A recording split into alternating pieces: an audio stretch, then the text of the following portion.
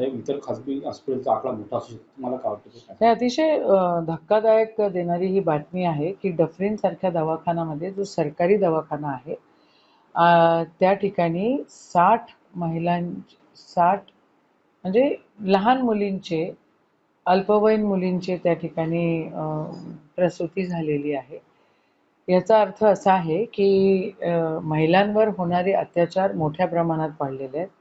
अमरावतीमध्ये मेळघाट सारखी एरिया आहे आणि हे जो सब्जेक्ट आहे, हे जे कामं आहे, खरं आपल्याला काउन्सिलिंग मोठ्या प्रमाणात केलं पाहिजे. अंगणवाडी ताई असो, आशा ताई असो, त्यांच्यामार्फतच आपण हे करून घेतो. पण आता सरकारचा दृष्टिकोनच वेगळा आहे. मी 10 वेळा म्हटलेलं आहे की महिला व बालकल्याण खातं हे जबाबदार व्यक्तीकडे दिलं पाहिजे. आत्ताच्या ज्या मंत्री आहेत त्या बहुतेक त्याच्याकडे त्यांचं दुर्लक्ष होत आहे की काही कारणास्तव त्या लक्ष देऊ शकत नाही आहे आणि सरकारच्या पोकळ योजना ज्या आहे त्याच्यामध्ये सरकारचा पैसा चाललेला आहे. अंगणवाडी ताई आहे, आशा ताई आहे, तिला भलतंच काम लावलेलं आहे आणि काउन्सिलिंग हा विषय फुल स्टॉपमध्ये आहे. तर हा अतिशय गंभीर आहे.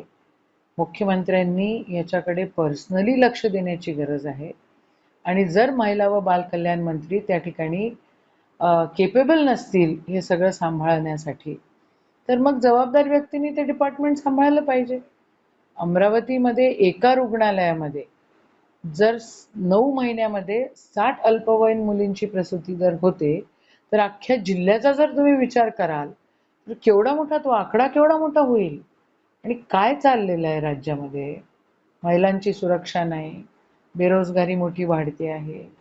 ह्या काउन्सिलिंग सेंटर्स नाही. काउन्सिलिंग सेंटर्सला व्यवस्थित जो सपोर्ट द्यायला पाहिजे ते नाही. वन स्टॉप सेंटर तुम्ही बिल्डिंगा बांधून ठेवलेल्या त्या बंद पडलेल्या आहेत. म्हणजे एकदम भोंगळ कारभार ह्या लोकांचा सुरू आहे. सरकारमध्ये कोणाला काय घेणं देणं नाही आहे आणि हाल जनतेचे होत आहेत ही फॅक्ट.